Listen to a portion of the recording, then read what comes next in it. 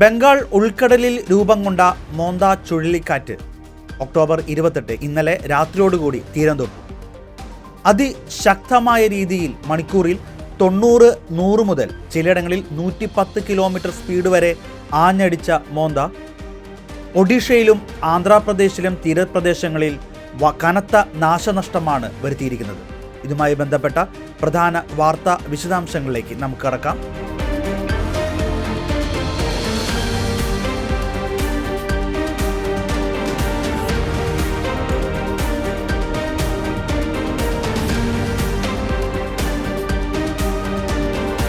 അതിശക്തമായ ചുഴലിക്കാറ്റായിരുന്ന മോന്ത ഒക്ടോബർ 28 രാത്രി 7 മണിയോടെ കരാക്രമണം ആരംഭിക്കുകയും അത് അർദ്ധരാത്രി വരെ നീളുകയും ചെയ്തു.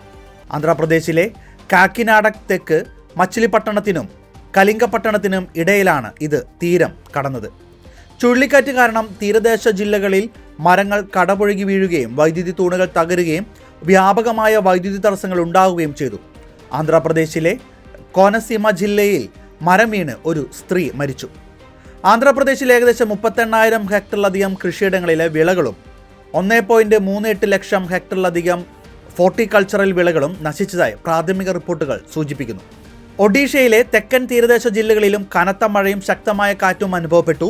ഗജപതി, രായഗഡ ജില്ലകളിൽ മണ്ണിടിച്ചിലുണ്ടായി. ആന്ധ്രാപ്രദേശിലെ താഴ്ന്ന പ്രദേശങ്ങളിൽ നിന്നും തീരദേശ ഗ്രാമങ്ങളിൽ നിന്നുമായി ഏകദേശം 76,000-ഓളം ആളുകളെ സുരക്ഷിത സ്ഥാനങ്ങളിലെ ദുരിതാശ്വാസ ക്യാമ്പുകളിലേക്ക് മാറ്റിപ്പാർപ്പിച്ചു.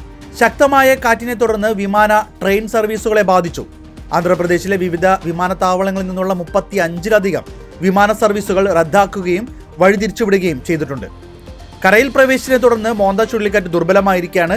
നിലവിൽ ഇതൊരു സാധാരണ ചുഴലിക്കാറ്റായി മാറിയതായി ഇന്ത്യൻ കാലാവസ്ഥാ വകുപ്പ് അറിയിച്ചു. അടുത്ത 6 മണിക്കൂറിനുള്ളിൽ ഇത് കൂടുതൽ ദുർബലമായി അതിന്യൂനമർദ്ദമായി മാറാൻ സാധ്യതയുണ്ട്. ചുഴലിക്കാറ്റ് ദുർബലമായെങ്കിലും ആന്ധ്രാപ്രദേശിലെയും ഒഡീഷയിലെയും ചില തീരദേശ ജില്ലകളിൽ അടുത്ത 24 മണിക്കൂർ ശക്തമായ മഴ തുടരാൻ സാധ്യതയുണ്ട്. ദുരിതബാധിത പ്രദേശങ്ങളിൽ സംസ്ഥാനങ്ങൾക്ക് എല്ലാവിധ സഹായവും നൽകുകയും ശക്തമായ ദുരിതാശ്വാസ പ്രവർത്തനങ്ങൾ നടത്തുകയും ചെയ്യുന്നതായി കേന്ദ്ര സർക്കാരും അറിയിച്ചിട്ടുണ്ട്.